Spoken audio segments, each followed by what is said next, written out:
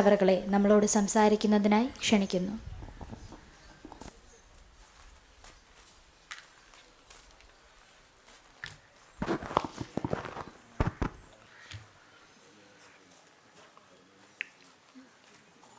ഈ അനുസ്മരണം ഇപ്പോൾ ഉദ്ഘാടനം ചെയ്ത ആദരണീയനും പൂജനീയനുമായ സ്വാമി ഗുരുരത്നം ജ്ഞാനതപസ്വി, സ്വാഗതം ആശംസിച്ച എൻ്റെ ആത്മസുഹൃത്ത് ശ്രീ എം ചന്ദ്രപ്രകാശ്, അനുഗ്രഹീത കവിയായ ശ്രീ സുധാകരൻ ചന്തവിള, ശ്രീ ജയൻ പോത്തങ്കോട്, ഡോക്ടർ ടി.എസ്. സോമനാഥൻ എന്നിവർക്കും എൻ്റെ മുന്നിലിരിക്കുന്ന ജനനിമാരും സ്വാമിനിമാരും അടങ്ങുന്ന ഈ സഹൃദയ കൂട്ടായ്മയ്ക്കും എൻ്റെ സ്നേഹപൂർവകമായ നമസ്കാരം. 3-4 മാസത്തെ ഇടവേളയ്ക്ക് ശേഷമാണ് ഞാൻ വീണ്ടും വേദിയിലെത്തുന്നത്. ആരോഗ്യപരമായ ചില കാരണങ്ങളാൽ കർശനമായ വിശ്രമത്തിലായിരുന്നു. അപ്പോൾ പ്രിയ സുഹൃത്ത് ശ്രീ ചന്ദ്രപ്രകാശ്, അദ്ദേഹം ഇങ്ങനെ ഒരു പരിപാടിയിൽ പങ്കെടുക്കാമോ എന്നെന്നോട് ചോദിച്ചപ്പോൾ ഞാൻ എൻ്റെ അസൗകര്യം പറഞ്ഞതാണ്. അപ്പോൾ അദ്ദേഹം പറഞ്ഞു, ഗുരുവിൻ്റെ സന്നിധിയല്ലേ, ശാന്തിഗിരിയിലല്ലേ, അവിടെ നിന്നാവട്ടെ രണ്ടാമത്തെ ഘട്ടം തിരിച്ചുവരവ് എന്ന്. അതെന്നെ വല്ലാതെ സ്പർശിച്ചു. കാരണം ആത്മീയ പരിമളം പരിലസിച്ചു നിൽക്കുന്ന, പ്രസരിച്ചു നിൽക്കുന്ന ഈ അന്തരീക്ഷത്തിൽ വരുമ്പോൾ എല്ലാ ബുദ്ധിമുട്ടുകളും ശാരീരികമായ അവശതകളും മാറി ഒരു നവചൈതന്യം എന്നിൽ ഊർജമായി നിറയും എന്ന് വിശ്വസിച്ചുകൊണ്ട് ഞാൻ ഈ പ്രഭാഷണം ആരംഭിക്കുകയാണ്. ശ്രീ ഒ.വി. വിജയൻ 2005 മാർച്ച് 30 നമ്മെ വിട്ടുപോയത്. അദ്ദേഹം പോയപ്പോൾ പുനത്തിൽ കുഞ്ഞബ്ദുള്ള പറഞ്ഞു അത്രേ, ശ്രീ ഒ.വി. വിജയൻ മലയാള ഭാഷ ഉള്ളിടത്തോളം ജീവിക്കും. എന്നിട്ട് അദ്ദേഹം പറഞ്ഞു, മലയാള ഭാഷ ഇനിയൊരു 20 വർഷം കൂടി ജീവിക്കും. ആ 20 വർഷം ഇന്ന് പൂർത്തിയാവുകയാണ്. പക്ഷേ മലയാള ഭാഷയും ഒ.വി. വിജയനും അനന്തമായി അനന്തകാലങ്ങളിൽ ജീവിക്കും എന്നുള്ളതിൻ്റെ ഏറ്റവും വലിയ തെളിവാണ് ഇന്നത്തെ ഈ മാമരത്തണലിലെ കൂട്ടായ്മ. അദ്ദേഹത്തിനെ കുറിച്ച് പറയുമ്പോൾ ഖസാക്കിനെ കുറിച്ച് പറഞ്ഞുകൊണ്ടാണ് പലരും ആരംഭിക്കുന്നതും അവസാനിപ്പിക്കുന്നതും. ഈയിടയ്ക്കല്ല, ഈ പറഞ്ഞ 4 മാസങ്ങൾക്ക് മുമ്പ് ഏതോ ഒരു മീറ്റിങ്ങിൽ പോയപ്പോൾ അവിടെ ഒരാൾ പ്രസംഗിച്ചുകൊണ്ട് നിൽക്കുകയായിരുന്നു. ഞാൻ ചെല്ലുമ്പോൾ അദ്ദേഹം പറയുന്നു, 2 തരം മനുഷ്യരുണ്ട്. മനുഷ്യരെ രണ്ടായിട്ട് തിരിച്ചിരിക്കുകയാണ്. 2 തരം മനുഷ്യരുണ്ട്. ഞാൻ ആകാംക്ഷയോടെ അദ്ദേഹത്തിനെ ശ്രദ്ധിച്ചു. കൊട വെച്ച് മറക്കുന്നവരും മറക്കാതെ കൊട കൊണ്ടുപോകുന്നവരും. അപ്പോൾ ഞാൻ പറഞ്ഞു, എൻ്റെ ഊഴമായപ്പോൾ ഞാൻ പറഞ്ഞു, 1 തരം കൂടെ ഉണ്ട്, ആരെങ്കിലും വെച്ച് മറന്ന കൊട കൊണ്ടുപോകുന്നവരുമുണ്ട്. ഇവിടെ ഇപ്പോൾ ഈ കൂടിയിരിക്കുന്ന സദസ്സിൽ 2 തരമുണ്ടോ എന്നെനിക്കറിയില്ല. ഞാൻ ഉദ്ദേശിക്കുന്നത് ഒ.വി. വിജയനെ വായിച്ചവരും ഒ.വി. വിജയനെ വായിക്കാത്തവരും, അല്ലെങ്കിൽ ഖസാക്ക് വായിച്ചവരും ഖസാക്കിനെ വായിക്കാത്തവരും. നോക്കണം, ഒരു പുസ്തകം എഴുതുമ്പോൾ, അതും ആദ്യത്തെ നോവൽ എഴുതുമ്പോൾ, ആ നോവലിന് ഇതിഹാസം എന്ന് പേരിടാൻ അസാമാന്യമായ തൻ്റെടവും മനക്കരുത്തും ആത്മവിശ്വാസവും വേണ്ടേ? നമ്മുടെ ഇതിഹാസങ്ങൾ ഏതൊക്കെയാണ്? മഹാഭാരതവും രാമായണവുമൊക്കെ നമ്മുടെ ഇതിഹാസകൃതികളായി നിൽക്കുമ്പോൾ അതിൻ്റെ ഭൂമിക, മഹാഭാരതമാണ് അതിൻ്റെ ഭൂമിക.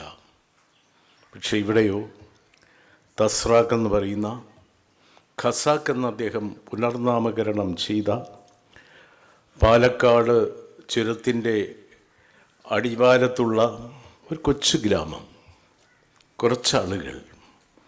അവിടെ മുഴുവൻ പനയോലകളിൽ കാറ്റ് ചൂളം വിളിച്ച് കടന്നു പോകുന്ന അതീവ സുന്ദരമായ സാധാരണ മനുഷ്യർ ജീവിക്കുന്ന കുറച്ച് റാവുത്തന്മാരും തീയന്മാരും അല്ലെങ്കിൽ ഹിന്ദുക്കളും മുസ്ലിങ്ങളും മാത്രമുള്ള ഒരുപാട് കൊച്ചു കൊച്ചു പ്രശ്നങ്ങളിലൂടെ കടന്നു പോകുന്ന മനോഹരമായ ഗ്രാമം. ആ ഗ്രാമത്തിലെ ഏതാനും ആളുകൾ, വളരെ നിസ്സാരന്മാരായ ആളുകൾ, സാധാരണക്കാരായ ആളുകൾ, അവരുടെ ജീവിതം ചിത്രീകരിക്കുന്നതിലൂടെ, അവരുടെ മനസ്സിനെ അപഗ്രഥിക്കുന്നതിലൂടെ അതിമനോഹരമായ ഒരു ഇതിഹാസ കാവ്യത്തിൻ്റെ ഇതൾ വിടർത്തിയിരിക്കുകയാണ് ഈ കഥാകാരൻ. 12 വർഷത്തോളം അദ്ദേഹം ഈ പുസ്തകം ഇതിൻ്റെ കൈയെഴുത്ത് പ്രതി മാറ്റിയും മറിച്ചും തിരുത്തിയും പൊളിച്ചും വീണ്ടും എഴുതിയും കൊണ്ടു നടന്നു. പല പേരുകളും ഇട്ടു. അവസാനം അദ്ദേഹത്തിൻ്റെ മനസ്സിൽ വന്ന പേര് ഖസാക്ക് എന്ന് മാത്രമായിരുന്നു. പക്ഷേ ഏതോ ഒരു നിമിഷത്തിൽ അദ്ദേഹത്തിൽ ഒരു വെളിപാട് പോലെ ഇത് ഇതിഹാസമാണ് എന്നെഴുതുവാൻ തോന്നി. ഖസാക്കിൻ്റെ കഥയൊന്നും ഞാനിവിടെ പറയേണ്ട കാര്യമില്ല. പക്ഷേ ആ ആദ്യത്തെ വാചകമുണ്ടല്ലോ, ഒരു നോവൽ ആരംഭിക്കുമ്പോൾ, ഒരു കഥ ആരംഭിക്കുമ്പോൾ തുടങ്ങുന്ന വിധം വളരെ പ്രധാനമാണ്. അദ്ദേഹം ഈ നോവൽ തുടങ്ങിയിടത്ത് തന്നെ പുതിയൊരു രചനാ വിപ്ലവത്തിൻ്റെ തിരി കൊളുത്തുകയായിരുന്നു. കൂമൻകാവിൽ രവി വന്നിറങ്ങുമ്പോൾ ആ പ്രദേശം അദ്ദേഹത്തിന് അപരിചിതമായി തോന്നിയില്ല. അടുത്ത വരിയിലെ ആശയം ഇതാണ്: ജീവിതത്തിൻ്റെ വരും വരായികകളിൽ എവിടെയോ താനിവിടെ എത്തുമെന്നുള്ള ധാരണയുണ്ടായിരുന്നു എന്ന്. വായിക്കാനൊന്നുമില്ല എന്ന് പറഞ്ഞാണ് MTയുടെ ഒരു നോവൽ ആരംഭിക്കുന്നത്. വായിക്കാനൊന്നുമില്ല. പക്ഷേ ഇവിടെ അതുവരെയുള്ള മലയാള കഥാസാഹിത്യത്തിലെ രചനാ സമ്പ്രദായങ്ങളെ പൊളിച്ചെഴുതിക്കൊണ്ട്, തകിടം മറിച്ചുകൊണ്ട് ഒരു പുതിയ പദനിർമ്മാണ ശൈലിയും ഭാഷയുടെ മയിൽപ്പീലി നൃത്തവും കാഴ്ചവെച്ചുകൊണ്ട് മനുഷ്യവ്യഥകളുടെ നിതാന്തമായ അന്വേഷണം നമ്മുടെ മുന്നിൽ അനാവൃതമാക്കിക്കൊണ്ട് അദ്ദേഹം സൃഷ്ടിച്ച ആ മാന്ത്രികമായ വിസ്മയം ഇന്നും വിസ്മയമായി തുടരുന്നു. അതുകൊണ്ടാണ് അദ്ദേഹത്തെക്കുറിച്ച് പറയുമ്പോഴെല്ലാം നമ്മുടെ മലയാള കഥാസാഹിത്യത്തിനൊരു വിഭജനം നടന്നുവെന്നും അത് ഖസാക്കിന് മുമ്പും ഖസാക്കിന് പിമ്പും ആണെന്നും പറയുന്നത്. ആ ഖസാക്കിന് പിമ്പുള്ള ആ നീണ്ട കാലഘട്ടം ഇനിയും ബ്രേക്ക് ചെയ്യപ്പെട്ടിട്ടില്ല, ലംഘിക്കപ്പെട്ടിട്ടില്ല. അതാണ് ആ കൃതിയുടെ ഏറ്റവും വലിയ വിജയം. വളരെ സാധാരണ മനസ്കരായ കുറേ നിഷ്കളങ്ക ജന്മങ്ങളെയാണ് അദ്ദേഹം അവതരിപ്പിച്ചത്. അവിടെ വന്നിറങ്ങിയ ആ കഥാപാത്രം രവി സർക്കാരിൻ്റെ സാക്ഷരതാ പ്രസ്ഥാനത്തിൻ്റെ ഭാഗമായി ഏകാധ്യാപക വിദ്യാലയത്തിൽ പഠിപ്പിക്കാൻ വന്ന ആളാണ്. അതുമാത്രം പറഞ്ഞാൽ പോരാ രവിയെക്കുറിച്ച്. രവി ഇവിടെ സ്വാമിജി പറഞ്ഞ പോലെ ആസ്ട്രോഫിസിക്സിൽ ബിരുദാനന്തര ബിരുദം ചെയ്തുകൊണ്ടിരിക്കെ അതും ഉപേക്ഷിച്ച് ഒത്തിരി അലഞ്ഞ് ദേശാന്തരങ്ങളിൽ സഞ്ചരിച്ച് ഒരുപാട് ആന്തരിക വ്യഥകളുടെയും അന്വേഷണങ്ങളുടെയും വിഹ്വലതകളുടെയും തലങ്ങൾ പിന്നിട്ട് അശാന്തമായ ഒരു മാനസികാവസ്ഥയിൽ വന്നെത്തുകയായിരുന്നു. എന്തുകൊണ്ടങ്ങനെ ഇറങ്ങിത്തിരിക്കേണ്ടി വന്നു? അതാണ് ഖസാക്കിൽ അതിൻ്റെ കേന്ദ്ര കഥാപാത്രത്തെ വല്ലാതെ മാറ്റി നിർത്തുന്ന വസ്തുത. തൻ്റെ അച്ഛൻ രണ്ടാമതും വിവാഹം കഴിച്ചു. ഒത്തിരി പ്രായം കുറഞ്ഞ ഒരു പെണ്ണ്, യുവതിയായ ചിറ്റമ്മ. ആ ചിറ്റമ്മയുമായി ഉണ്ടായ അവിഹിതമായ ഒരു ബന്ധം, ആ പാപം, ലൈംഗികമായ പാപം അതയാളെ വല്ലാതെ വേട്ടയാടുന്നു. അതിൻ്റെ ഒരു വല്ലാത്ത കുറ്റബോധത്തിൽ നിന്നാണ് ഈ ചെറുപ്പക്കാരൻ ഗ്രാമാന്തരങ്ങളിൽ ദേശാന്തരങ്ങളിൽ സഞ്ചരിക്കുന്നത്. പക്ഷേ OV വിജയൻ എന്ന മഹാനായ എഴുത്തുകാരൻ ഈ നോവൽ അവസാനിപ്പിക്കുമ്പോൾ നമ്മളോട് പറയാതെ പറയുന്നത് അത്തരം രതികാമനകളുടെ, അത്തരം വ്യഥകളുടെ, അത്തരം ആത്മസംഘർഷങ്ങളുടെ, പാപബോധത്തിൻ്റെ, ധർമാധർമ്മ ചിന്തയുടെ ഒന്നും അവസാനം ലഭിക്കുന്നതല്ല. അതിനൊന്നും ഉത്തരമില്ല. അതിൻ്റെ ഉത്തരം അദ്ദേഹം പറയുന്നുമില്ല. അത് മനുഷ്യൻ്റെ നിർമ്മലമായ മനസ്സിനെ, കുറ്റബോധവും പാപചിന്തയും കൊണ്ട് നിറഞ്ഞ മനസ്സിനെ ദാർശനികമായ മറ്റൊരു തലത്തിലൂടെ നടത്തിക്കൊണ്ട് മുന്നോട്ട് പോവുക തന്നെ ചെയ്യും. അപ്പോൾ ഖസാക്കിൽ അനന്തമായ കാലം തളം കെട്ടി നിൽക്കുകയാണ്. കാലം മുന്നോട്ട് പോകുന്നില്ല. അവിടെ ഒരു വ്യത്യസ്തമായ അന്തരീക്ഷമാണ്. ഈ രവിയുടെ രതികാമനകൾ മൈമുനയിലേക്ക് നീളുന്നുണ്ട്, മറ്റ് കഥാപാത്രങ്ങളിലേക്ക് നീളുന്നുണ്ട്. മൈമുനയിലേക്ക് നീണ്ടത് കുഴപ്പമില്ല. മൈമുന അവിടുത്തെ ഏറ്റവും സുന്ദരിയായ, ഏറ്റവും മോഹിനിയായ, മാദകത്വം നിറഞ്ഞ കഥാപാത്രമാണ്. മൈമുനിയെ സ്നേഹിച്ചിട്ടില്ലാത്ത ചെറുപ്പക്കാരില്ല ഖസാക്കിൽ. അവർക്കെല്ലാം മൈമുനിയെ ഇഷ്ടമായിരുന്നു. അവരെല്ലാം മൈമുനയെ വിവാഹം കഴിക്കാൻ ആഗ്രഹിക്കുകയും ചെയ്തിരുന്നു.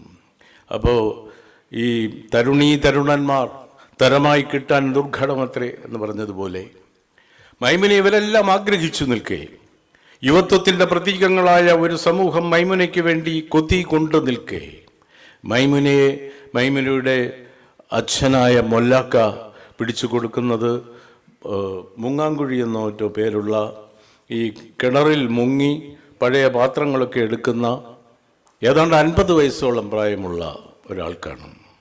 അവിടെ ഒ വി വിജയൻ്റെ നൈസർഗികമായ ഫലിതബോധവും നർമ്മബോധവുമെല്ലാം അടുത്ത വരിയിൽ ഉണരുന്നുണ്ട്.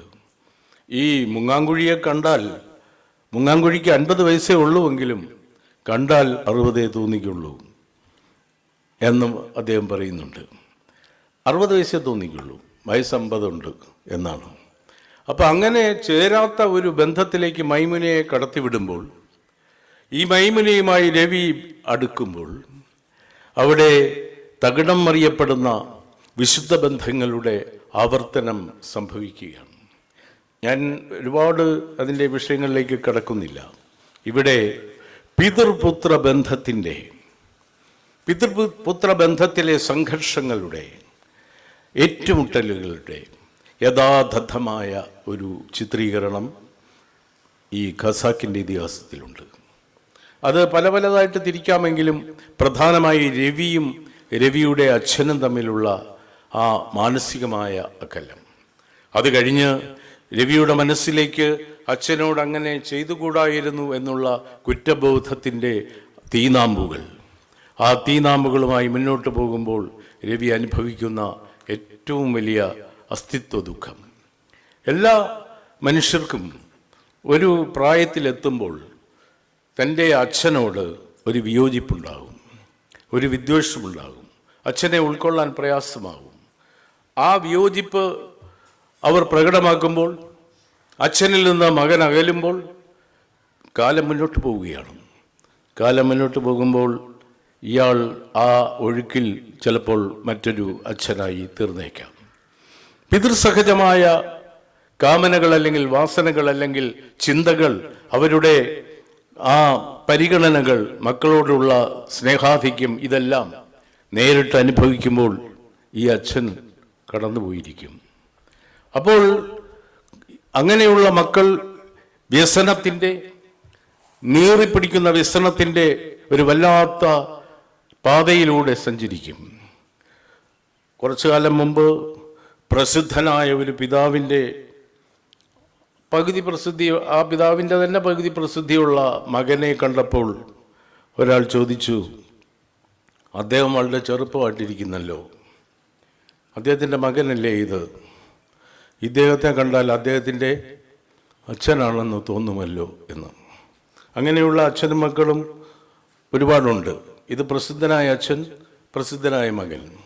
അപ്പോഴാണ് അടുത്തു നിന്ന സഹൃദയനെ ഒരാൾ പറഞ്ഞത്, അതുകൊണ്ടല്ലേ വേഡ്സ്വർത്ത് പറഞ്ഞത് child is the father of the man എന്ന്. ചൈൽഡ് മനുഷ്യൻ്റെ പിതാവാകുന്നത് ഞാൻ ഈ പറഞ്ഞ അവസ്ഥയിലാണ്. അച്ഛനോട് നേരിട്ടതിന് ശേഷം, വെറുത്തുപോയതിന് ശേഷം തിരിച്ചച്ഛനോട് കാട്ടിയ ആ വലിയ നീതികേടിന് പരിഹാരം ചെയ്യാനാവാതെ ഉഴലുന്ന മനസ്സുകൾ, കൂടുതൽ വാർദ്ധക്യത്തിലേക്ക് എത്തും എന്നുള്ളതിൻ്റെയും സന്ദേശമാണ് ഈ കൃതി. ഖസാക്കിൽ മാത്രമായി ഞാൻ നീണ്ടുപോകുന്നില്ല. അദ്ദേഹത്തിൻ്റെ കഥകൾ, നിരവധിയായ കഥകൾ, അതെല്ലാം സാധാരണ മനുഷ്യരുടെ കഥകളായിരുന്നു. ഈ ഒ.വി. വിജയൻ അദ്ദേഹം ഭാഷ കൊണ്ട് ഒരു പൂക്കാലം സൃഷ്ടിച്ചു. പൂക്കാലം എന്ന വാക്ക് അതിനെ വർണ്ണിക്കുവാൻ, അതിനെ പ്രതിനിധാനം ചെയ്യുവാൻ ദുർബലമാണ്. ഭാഷയുടെ ഒരു വലിയ വൈദ്യുത തരംഗ ലീല സമ്മാനിച്ചു അദ്ദേഹം. അതുകൊണ്ടാണ് അതിനുശേഷം എഴുതിയവർക്ക് അവരുടേതായ ശൈലിയിൽ എഴുതാൻ ആകാതെ പോയത്. പിന്നീട് വന്ന എഴുത്തുകളെല്ലാം ഒ.വി. വിജയൻ്റെ രീതിയിലും ശൈലിയിലുമായിരുന്നു. എന്തിന് ആ കാലത്ത് വന്ന എഡിറ്റോറിയലുകൾ പോലും ഒ.വി. വിജയൻ എഴുതിയതാണോ എന്ന് സംശയിക്കുന്ന തരത്തിലായിരുന്നു. ഇത്തരത്തിലൊരു പ്രതിഭാസമുണ്ടായത് ചങ്ങമ്പുഴയുടെ കാലത്താണ്. ചങ്ങമ്പുഴ ഇങ്ങനെ അനർഗളമായി ഇങ്ങനെ കവിതകൾ എഴുതിയപ്പോൾ ആ കവിതയുടെ അനവദ്യസുന്ദരമായ ഒഴുക്കിൽപ്പെട്ട് ഒരുപാട് പേര് ഈ അടുത്ത കാലം വരെയും ഇപ്പോഴും അമ്മട്ടിൽ ചങ്ങമ്പുഴയാണോ ഇത് എഴുതിയത്, അദ്ദേഹം വീണ്ടും ജനിച്ചോ, ഇപ്പോഴും ഉണ്ടോ എന്നൊക്കെ സംശയം തോന്നുന്ന വിധത്തിൽ എഴുതിക്കൊണ്ടേ ഇരിക്കുന്നുണ്ടായിരുന്നു. അതൊരു പ്രതിഭാസമാണ്, വല്ലാതെ സ്വാധീനിക്കുന്ന രചനയുടെ വർണ്ണഭംഗികൾ കൊണ്ട്, അതിൻ്റെ തൂവൽ കൊണ്ട്, സൗന്ദര്യപൂർണമായ തൂവൽ കൊണ്ട് എഴുത്തിൻ്റെ മായാലോകം സൃഷ്ടിക്കുമ്പോൾ അതിൽ ആമഗ്നരായി പോകുന്ന ആളുകൾക്ക് പിന്നെ മോചനമില്ല. അവരിങ്ങനെ എഴുതിക്കൊണ്ടിരിക്കും. ഒരു കൈയിൽ 4-5 പുസ്തകവും. ചങ്ങമ്പുഴയെ സംബന്ധിച്ച് ഇതൊക്കെ എഴുതാനായിട്ട് ഒരു പ്രയാസവുമില്ല. അദ്ദേഹം ഇങ്ങനെ വെറുതെ പറയുന്നതെല്ലാം കവിതകളാണ്. ഒരു കൈയിൽ 4-5 പുസ്തകവും മറുകൈയിൽ ഒരു കൊച്ചു കുടയുമായി ഇതിലേ നടന്നു കടന്നു പോമാ പുതുതായി പൂമുട്ടിട്ട മുല്ലവല്ലി. ഈ കവിത മറ്റൊരു കവി വളരെ ആലോചിച്ചാണ് എഴുതുന്നത്, വളരെ സമയമെടുത്താണ് എഴുതുന്നത്. അപ്പോൾ ഈ മട്ടിൽ മലയാളത്തിലെ പിന്തുടർന്ന് വന്ന എഴുത്തുകാരെ പോലും ഹഠാത് ആകർഷിക്കുകയും വല്ലാതെ സ്വാധീനിക്കുകയും അവരുടെ അസ്തിത്വത്തിൽ നിന്ന് അവർ വലിച്ചെറിയപ്പെടുകയും ചെയ്യുന്ന വിധത്തിൽ എഴുതിയ എഴുത്തുകാരനായിരുന്നു ഒ.വി. വിജയൻ.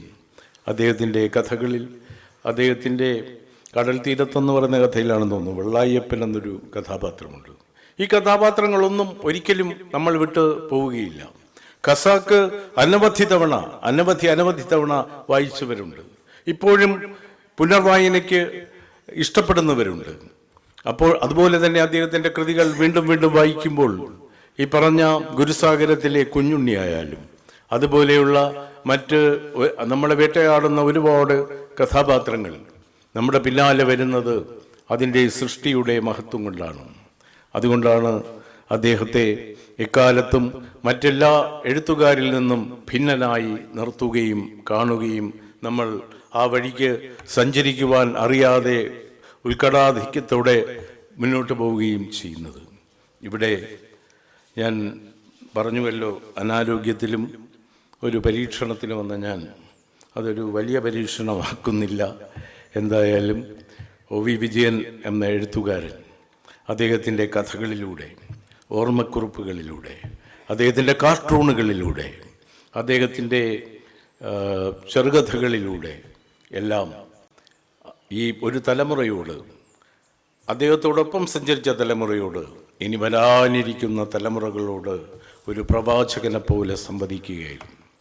75-ലോ 76-ലോ അടിയന്തരാവസ്ഥ വന്നു. അടിയന്തരാവസ്ഥ വന്നപ്പോൾ നിശബ്ദരായി പല എഴുത്തുകാരും, മിക്ക എഴുത്തുകാരും. പക്ഷെ അപ്പോഴും ഇന്ദ്രപ്രസ്ഥം എന്ന തൻ്റെ കോളത്തിലൂടെയും ഇത്തിരി നേരം പോക്കും ഇത്തിരി ദർശനവും എന്ന അദ്ദേഹത്തിൻ്റെ കാർട്ടൂൺ പരമ്പരയിലൂടെയും അദ്ദേഹം ശക്തമായി പ്രതികരിച്ചു. അതാണ് ദിശാബോധമുള്ള, പ്രതിബദ്ധതയുള്ള ഒരു എഴുത്തുകാരൻ. ആ മട്ടിലുള്ള ഒരു വലിയ എഴുത്തുകാരനായിരുന്നു, വലിയ പ്രവാചകനായിരുന്നു. എഴുത്തുകാരനും അപ്പുറം പ്രവാചകനായിരുന്നു. ധർമ്മപുരാണത്തിൽ അദ്ദേഹം നടത്തിയ പ്രവചനം പിൽക്കാലത്ത് അത് യാഥാർത്ഥ്യമായി മാറുകയായിരുന്നു. അതിനു മുമ്പ് എഴുതി വന്നവരുടെ രചനാ സമ്പ്രദായങ്ങളെ അദ്ദേഹം നിഷ്കരുണം ഭേദിച്ചു എന്ന് പറയുമ്പോൾ അവരൊരിക്കലും ഉപയോഗിക്കാൻ സാധ്യമല്ലാത്ത ഭാഷയും അവരുടെ രീതികളും ഒരു സംഭവത്തെ അതുപോലെ നമ്മുടെ മുമ്പിൽ ആവിഷ്കരിക്കുന്ന ആ പഴഞ്ചൻ വിധവും എല്ലാം മാറ്റിമറിച്ചുകൊണ്ട് അദ്ദേഹം പുതിയൊരു രചനാ നിർമ്മിതിയുടെ വിസ്മൃതമാവാത്ത വിധത്തിലുള്ള വിസ്മയം സൃഷ്ടിച്ചപ്പോൾ നമ്മൾ ഇന്നും അദ്ദേഹത്തിൻ്റെ പുസ്തകങ്ങൾ വീണ്ടും വീണ്ടും വായിക്കുന്നു. ഞാൻ തുടങ്ങിയെടുത്ത് തിരിച്ചെത്തുകയാണ്. എനിക്ക് കുഞ്ഞബ്ദുള്ളയുടെ ആത്മാവ് ഈ ഏരിയയിൽ എവിടെയെങ്കിലും ഉണ്ടെങ്കിൽ ആത്മാവിനോട് പറയാനുള്ളത്, താങ്കൾ പറഞ്ഞ 20 വർഷം കഴിഞ്ഞിരിക്കുന്നു. മലയാള ഭാഷ മരിച്ചിട്ടില്ല, OV വിജയനും മരിച്ചിട്ടില്ല. ഇനിയും 200 അതിനപ്പുറമോ 2000 അനന്ത കാലത്തോളം ഭാഷയും നമ്മുടെ പ്രിയപ്പെട്ട ഈ ഭാഷയും ഈ ഭാഷ സമ്മാനിച്ച എഴുത്തുകാരനും ജീവിക്കുക തന്നെ ചെയ്യും എന്ന് പറഞ്ഞുകൊണ്ട് ഞാൻ എൻ്റെ വാക്കുകൾ ചുരുക്കുന്നു. നിങ്ങൾക്കെൻ്റെ നമസ്കാരം. വളരെയധികം നന്ദി സാർ.